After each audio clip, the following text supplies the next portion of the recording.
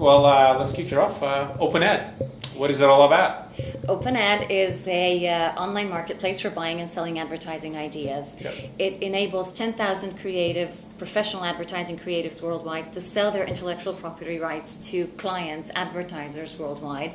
It enables advertisers access to these creatives to source the creative content of their advertising. So traditionally, they would go to an advertising agency and they would be working with a geographically and numerically limited creative pool. Now they can address their requirements to 9,000 creative professionals directly in 122 countries. Right. Traditionally, they would be paying on a time and materials basis. Now they are paying only for the license for the work that they're going to use. To me, it sounds like a fantastic idea. I don't know much about the ad market, but it sounds like a win-win for everybody, right? You have access to amazing deep pool of upwards 9,000 professionals, right? And there's competition in there, which is good. Yes, there is. So okay, and so tell me, I guess, how this came about and what you've guys done since then. The author of the idea, Vital Verlic, a co-founder of OpenAd, actually had the idea probably about 15 years ago. Okay. And it was really to democratize sourcing creative ideation. He's one of the most successful advertising creative directors in Central Europe. And he wanted to get his hands on the best creatives in the region and further. And he also wanted to offer the work of these creatives to clients. However, 15 years ago, the internet wasn't where it is now, obviously. Yep. And one would have had to basically distribute catalogs or yep. then later CDs and so on. But then when photo stocks went online to the extent that they did, he realized it was feasible to do such a thing for advertising ideas online. So we started building the concept and the website in 2003, and then we tested it extensively and went through several iterations. We tested it with key industry figures to see how it would best fit all sides of the business.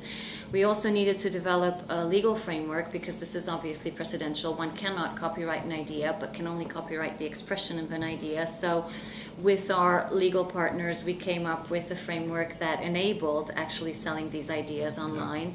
But most importantly, we had to gain the trust of thousands of creatives who actually entrusted us with their most valuable asset, which is their ideas. And how do you go about doing that?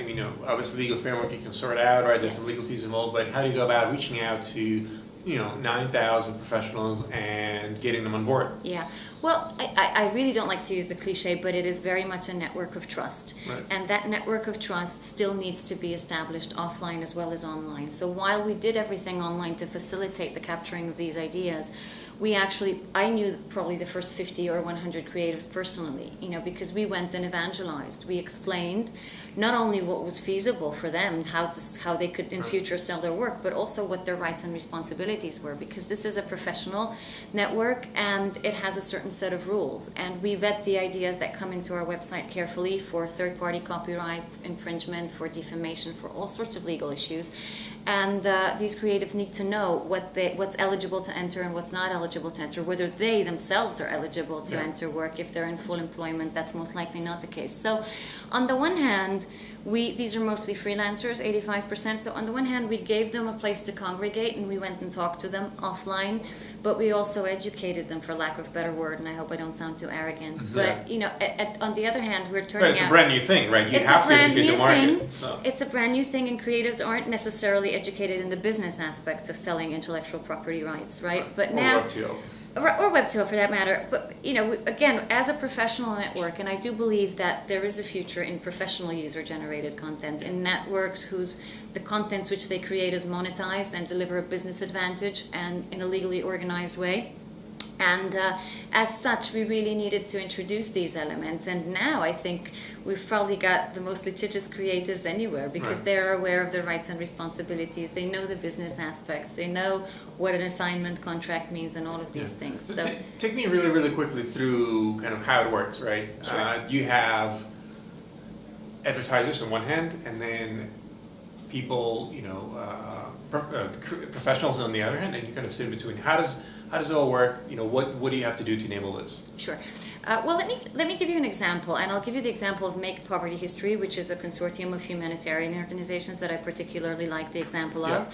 They, in the year 2005, they wanted to communicate their activity around the G8 summit in Edinburgh. And they came to us with a brief how to raise awareness and communicate that. And that brief went out to our at that point, I believe it was 4,000 or 5,000 creatives, and those creatives had a shot at that brief. A couple of hundred ideas came back, and Make Poverty History chose one idea, which was later realized, and it was to set up a website where people could demonstrate online through avatars, just like they would in situ in Edinburgh.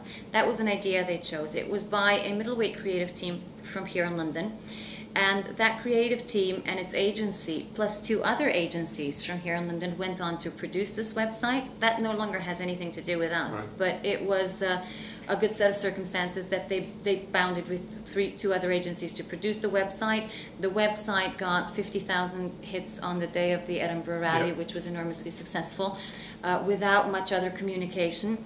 And also won every possible industry award. Right. So, and the agency where the creatives were from who created it got the UNICEF business on the back of that, right, because that was part of the consortium. So it's all about the brief going out to the creatives, and it works as a pure marketplace. Whoever's able and willing to participate in that particular point in time to address that particular brief will do. I think it's also really important that the ideas come across as anonymous.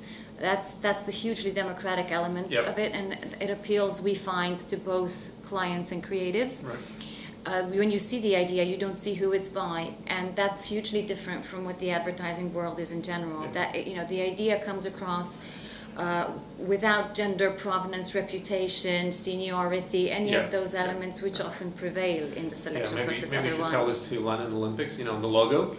They should rerun that. But I imagine you take a cut of each successful transaction, and that is a revenue model? Yes, that's our revenue model. Right, we take 22.5% on the license, but we also charge buyers, not creatives. It's entirely free of charge for creatives. We charge buyers an access to the website so that they are able to post a pitch and they are able to view ideas that have been posted in the gallery. That's our business model.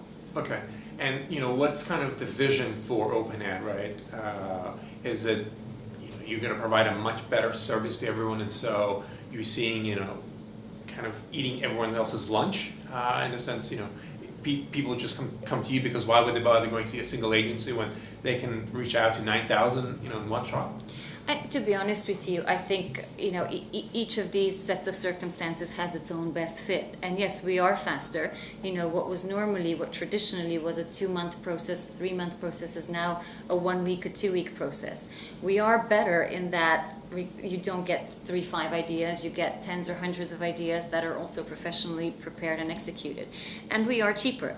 And there are situations where a client will obviously still want the human interaction, and there are situations where there will be early adopters in this space, and then obviously more and more. I think in an ideal world, an agency would be using us in the name of their client, because really it just expands their creative department. And when I was working as a journalist and editor, I went to probably hundreds of industry events in the 8 years that I did it, and the underlying message was always great ideas can come from anywhere, and I think that's a very good message, actually. Yeah, I agree with that. Katarina, thank you very much. Thank you. Thank you for having me.